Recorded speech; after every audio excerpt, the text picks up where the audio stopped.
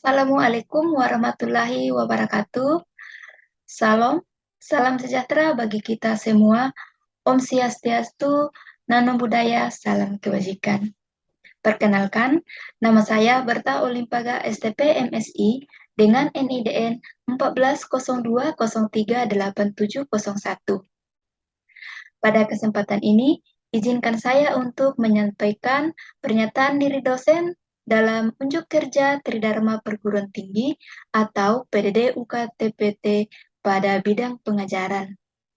Adapun tujuan penyampaian PDD UKT-PT ini adalah sebagai prasyarat dalam mengikuti Serdo Smart tahun 2022. Sebelum saya lanjut pada pemaparan mata kuliah, saya ingin menyampaikan sekilas tentang pendidikan dan karir saya. Pendidikan S1 dan S2 saya pada jurusan Keteknikan Pertanian dengan konsentrasi Teknik Tanah dan Air. Saya menjadi dosen sejak tahun 2016, yang pada awalnya saya mengabdi pada salah satu kampus swasta yang berada pada lingkup L2 Dikti Wilayah 14, Papua dan Papua Barat, yaitu Universitas Kristen Papua yang berada di Sorong.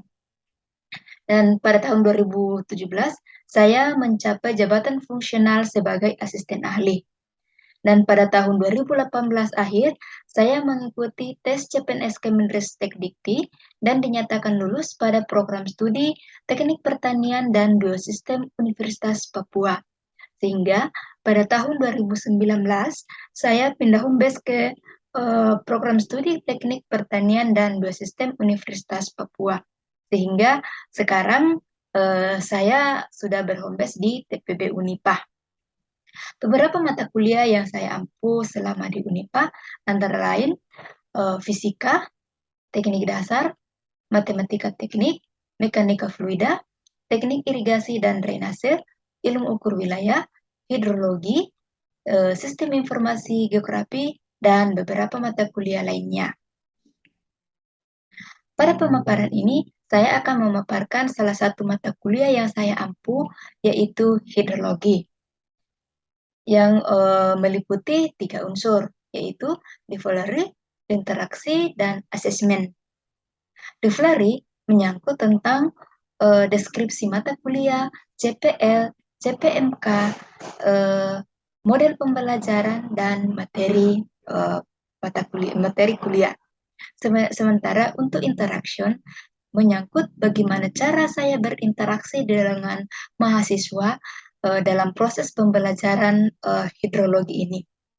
Dan untuk asesmen, bagaimana cara untuk menilai atau mengevaluasi sejauh mana materi mata kuliah hidrologi ini sudah diserap atau diterima oleh peserta didik atau dalam hal ini adalah mahasiswa. Adapun outline pemaparan ini yaitu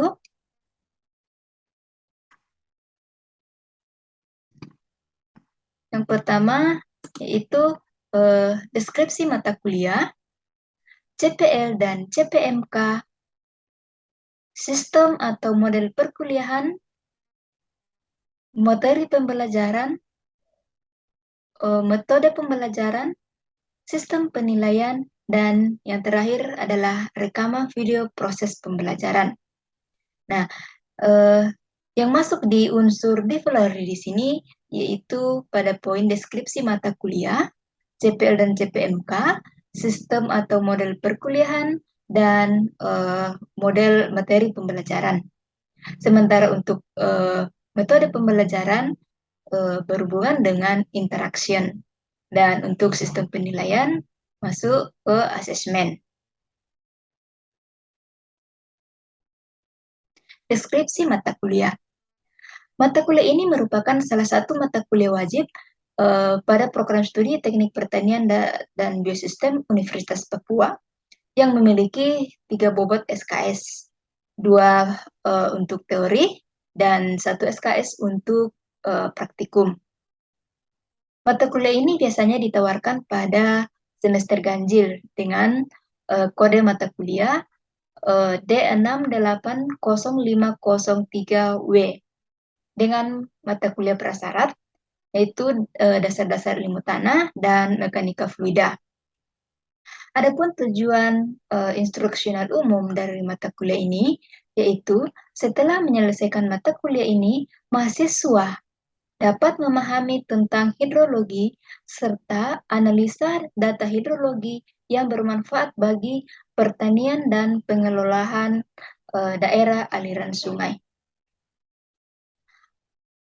Mata kuliah ini diampu secara tim yang terdiri dari 2 orang dosen, yaitu Bapak Arif Faisal STP MSI dan saya sendiri Berta Olimpaga STP MSI.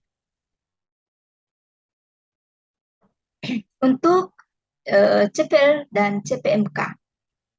Capaian pembelajaran lulusan program studi yang dibebankan pada mata kuliah hidrologi ini terdiri dari 7 poin. Yang pertama, yaitu setelah mengikuti mata kuliah ini, mahasiswa diharapkan mempunyai kemampuan dalam menggunakan prinsip-prinsip keteknikan untuk perancangan atau desain produk teknologi yang berkaitan dengan bidang teknik pertanian dan biosistem. Yang kedua, mempunyai keahlian dalam mengelola atau memanage dan memanfaatkan sumber daya alam dan sumber daya pendukung serta optimal dan berkelanjutan. Yang ketiga, mempunyai keahlian dalam mengidentifikasi, memformulasikan, menganalisis, dan memecahkan permasalahan di bidang teknik pertanian dan biosistem secara pendekatan sistem. Yang keempat, mempunyai keahlian dan dalam melakukan penelitian, mengeksplorasi, mengembangkan dan mengaplikasikan iptek dalam bidang teknik pertanian dan biosistem. Yang kelima, mampu menyelesaikan masalah rekayasa di bidang pertanian dan biosistem dengan mempertimbangkan faktor keamanan, keselamatan publik, kelestarian lingkungan, kultural, dan ekonomi. Serta yang keenam, yaitu mempunyai keahlian dalam mengembangkan bidang inklusif yang sekaligus sebagai pelaku utamanya dengan berorientasi pada agribisnis dan agroindustri. Sedangkan untuk capaian pembelajaran mata kuliah hidrologi ini sendiri terdiri dari 7, yaitu setelah mengikuti mata kuliah, mahasiswa diharapkan mampu menjelaskan konsep pengetahuan dasar hidrologi dan menjelaskan penggunaannya di dalam bidang teknik pertanian. Yang kedua, mampu menjelaskan konsep hujan dan menganalisis data hujan. Yang ketiga, mampu menjelaskan konsep infiltrasi, evapotranspirasi, dan menganalisis data evapotranspirasi. Yang keempat, dapat menjelaskan konsep daerah aliran sungai. Yang kelima, dapat menjelaskan konsep aliran dan menganalisis aliran permukaan. Yang keenam, dapat menjelaskan konsep banjir dan dapat menganalisis banjir. Dan yang ketujuh yaitu dapat menjelaskan dan membuat hidrograf dari data laju aliran. Sistem atau model perkuliahan yang kami gunakan pada mata kuliah hidrologi ini ada 3 model. Nah, sebelum pandemi COVID-19, kami melaksanakan perkuliahan secara tatap muka secara langsung. Jadi kami melaksanakan perkuliahan di dalam kelas secara langsung. Namun saat pandemi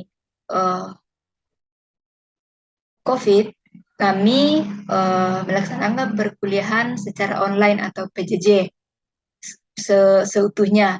Nah, saat sudah mulai menurun, kami sudah melaksanakan model hybrid atau blended. Nah, adapun aplikasi-aplikasi yang kami gunakan saat perkuliahan online, yaitu aplikasi Zoom Meeting, Google Meet, atau WA Group. Nah, biasanya kami laksanakan kuis atau ujian dengan menggunakan Google Form. Sementara untuk pengumpulan tugas-tugas, kami biasanya menggunakan Google Classroom, Google Drive, atau biasa dengan menggunakan email secara pribadi ke dosen. Nah, beban mata kuliah, waktu mata kuliah ini yaitu 3 kali 50 menit. Mata kuliah ini dilaksanakan sebanyak 16 kali pertemuan. 14 kali pertemuan untuk teori, 1 kali untuk UTS, dan 1 kali untuk UAS. Adapun materi-materi pembelajaran dari dalam mata kuliah ini, yang pertama yaitu pengetahuan dasar hidrologi dan penggunaannya di dalam bidang teknik pertanian. Yang kedua, definisi hujan, analisis data hujan, dan perhitungan rata hujan. Yang ketiga, definisi infiltrasi dan evapotranspirasi, serta analisis data evapotranspirasi. Yang keempat, daerah aliran sungai, aliran permukaan, dan analisis aliran permukaan. Yang kelima, banjir dan analisa banjir. Dan yang ketujuh, yaitu hidrograf. Yang keenam yaitu hidrograf. Metode pembelajaran. Perkuliahan ini kami menggunakan pendekatan student active learning. Jadi diharapkan mahasiswa bisa lebih aktif di dalam perkuliahan ini. Nah, metode pembelajaran ada 3, yaitu yang pertama metode ceramah. Di dalam metode ceramah ini, dosen menjelaskan materi, lalu mahasiswa menyimaknya. Namun, sementara dosen menjelaskan materi, mahasiswa juga diberikan kesempatan untuk bertanya apabila ada poin atau materi yang belum dipahami. Sehingga di dalam ceramah juga ini akan terjadi juga tanya jawab, interaksi tanya jawab. Jadi yang kedua yaitu diskusi kelompok. Nah, pemberian diskusi kelompok ini yaitu kita memberikan studi kasus, yaitu tentang biasanya dengan masalah hidrologi yang sering terjadi, misalnya dengan penanganan banjir atau analisa data hujan. Jadi diskusi kelompok itu kita memberikan studi kasus. Nah, yang ketiga yaitu dengan pemberian tugas atau kuis. Pemberian tugas atau kuis ini biasanya dilakukan pada akhir perkuliahan. Misalnya dengan memberikan tugas untuk membuat rangkuman materi atau memberikan beberapa soal yang berhubungan dengan materi yang baru diberikan. Tujuan pemberian tugas atau kuis ini yaitu untuk memacu mahasiswa aktif di dalam perkuliahan, sekaligus sebagai reviewer pada dosen sejauh mana materi tersebut sudah diserap oleh mahasiswa. Nah, di dalam sebelum kami menyampaikan materi, kami selalu mempersiapkan bahan-bahan ajar seperti slide presentase, modul pembelajaran yang sesuai dengan RPS. Untuk praktikum, kami juga mempersiapkan penuntun praktikum agar mahasiswa dapat terarah di dalam melaksanakan praktikum sehingga tujuan praktikum dapat tercapai. Yang berikut adalah sistem penilaian. Nilai akhir ini kami peroleh dari 60% teori dan 40% praktikum. Nah, dari 60% teori ini kami peroleh dari 4 unsur, yaitu UTS sebanyak 30%, yang kedua UAS 35%, dan tugas 25%, serta keaktifan, yaitu jumlah kehadiran dikali 10%. Nah, begitu juga untuk praktikum. Praktikum itu kami peroleh dari nilai laporan sebanyak 50%, tugas 15%. Nah, tugas-tugas ini maksudnya biasanya kan kami sebelum melakukan praktikum, kami biasanya memberikan tugas-tugas pendahuluan, atau sebelum masuk di ruang praktikum, kami biasa melaksanakan istilahnya respon pintu. Jadi ada semacam kuis sebelum masuk di uh, ruang praktikum, itu 15%. Nah, untuk ujian praktikum ini 25%. Ujian praktikum ini dilaksanakan pada akhir semua praktikum sudah selesai. Saya praktikum 1 sampai sekian sudah selesai. Jadi di situ kami melaksanakan ujian. Materinya juga itu dari materi pertama sampai terakhir. Nah, keaktifan juga diperhitungkan di dalam praktikum. Itu sama tadi di teori, yaitu jumlah kehadiran dikali 10%.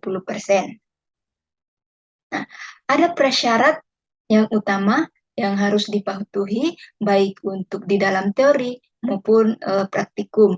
Itu persentase kehadiran minimal 75% agar bisa ikut ujian akhir. Baik itu ujian akhir teori maupun ujian akhir praktikum. Nah, jadi kalau tidak mencapai kehadirannya, tidak mencapai 75%, maka mahasiswa tersebut tidak bisa diikutkan ujian. Nah, sistem penilaian ini biasanya kami sampaikan pada penyampaian kontrak kuliah, di mana penyampaian kontrak kuliah ini biasanya kami laksanakan pada pertemuan pertama. Jadi di situ kami sampaikan bersamaan dengan kontrak kuliah. Demikian pemaparan saya, dan berikut adalah proses perkuliahan yang direkam pada saat perkuliahan secara online. Demikian, terima kasih dan selamat menyaksikan.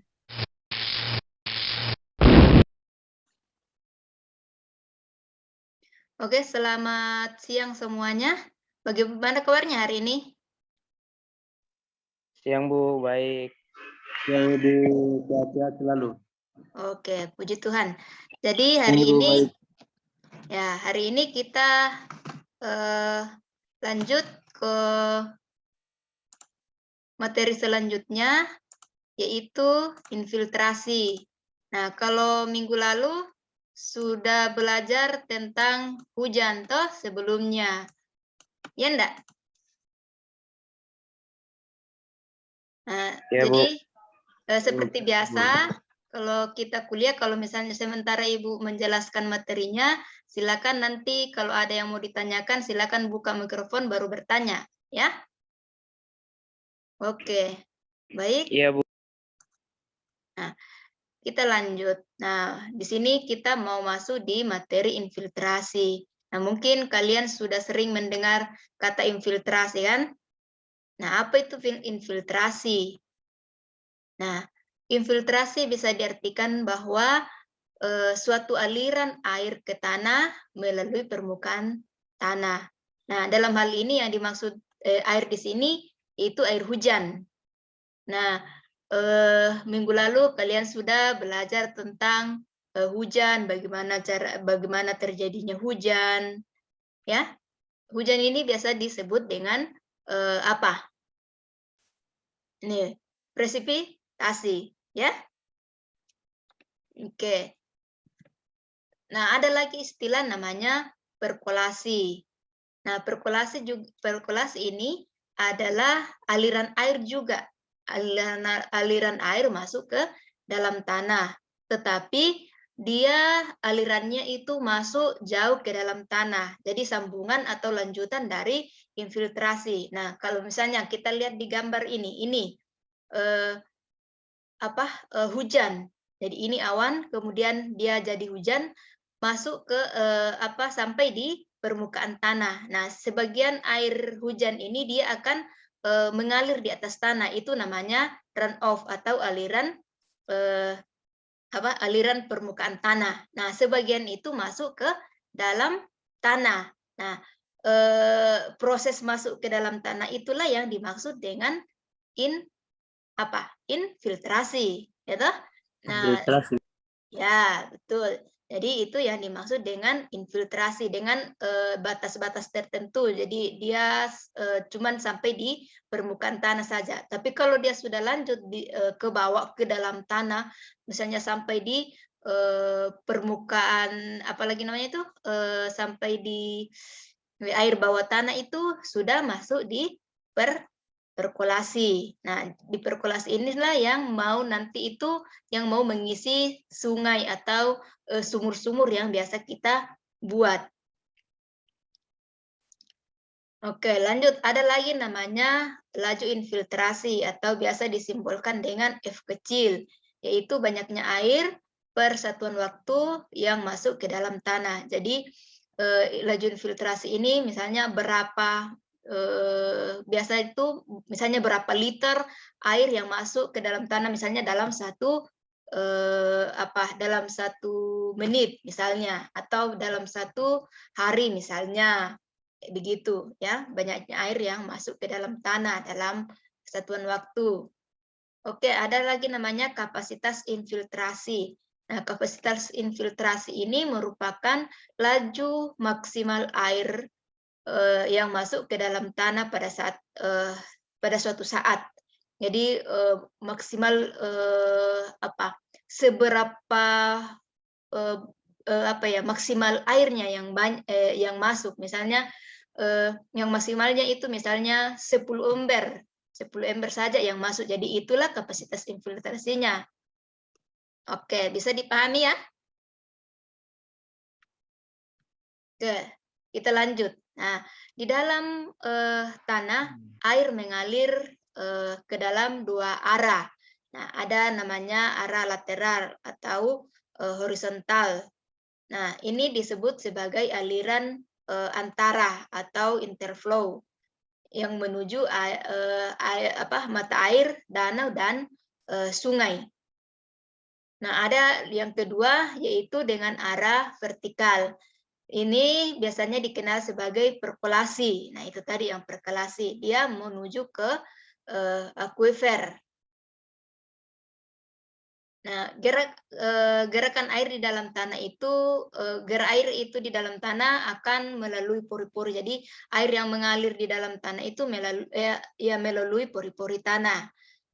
Nah, itu dipengaruhi oleh, bergeraknya tanah itu karena dipengaruhi oleh apa? Yaitu adanya gaya apa? Gaya gravitasi dan gaya kapiler. Nah, gaya gravitasi itu yang menyebabkan aliran air itu selalu menuju ke tempat yang lebih rendah. Nah, untuk kapiler itu dia menyebabkan air itu bergerak ke segala arah. Jadi bisa ke kiri, ke kanan, ke bawah.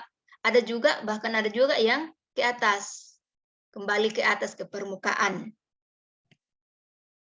Nah, air kapiler ini selalu bergerak menuju daerah yang lebih kering. Jadi dari daerah basah ke yang lebih kering. Nah, sehingga tanah kering ini memiliki gaya kapiler bagaimana?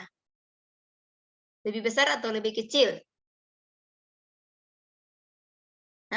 Dia lebih besar ya. Jadi tanah kering itu gaya kapilernya lebih besar daripada tanah basah, makanya air itu lebih tertarik lebih kuat untuk menarik air ke situ, ke daerah yang kering. Nah, selain itu gaya kapiler ini bekerja lebih kuat pada tanah dengan butiran halus, lempung daripada tanah yang berbutir kasar seperti pasir. Nah, air yang terinfiltrasi akan mengisi pori-pori tanah. Nah, dengan terisinya pori-pori tanah ini, laju infiltrasi akan secara berangsur-angsur akan berkurang sampai mencapai kondisi konstan atau stabil, sudah infiltrasinya sudah tidak berubah. Nah, di mana laju infiltrasi ini sama dengan laju perkulasi melalui tanah. Nah, indeks infiltrasi.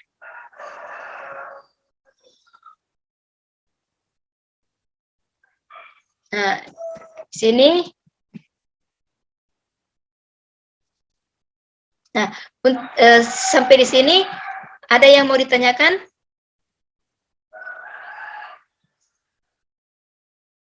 Nah, untuk mengisi waktu yang masih tersisa ini, silakan kerjakan soal latihan yang ada di Google Drive, ya.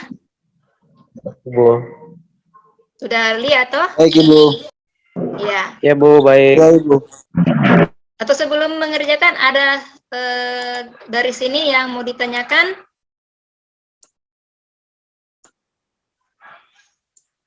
Jadi kerjakan latihan di Google Drive itu selama 15 menit di kelompoknya ya, sesuai dengan kelompoknya masing-masing. Nanti setelah itu 15 menit kita bahas. Oke? Baik, Ibu. Ya, Bu. Baik. Ya, masih ingat semua linknya toh? Ibu sudah masukkan di situ. Ya, sudah, Ibu. Oke, baik. Silakan kerjakan. Ibu tunggu selama 15 menit.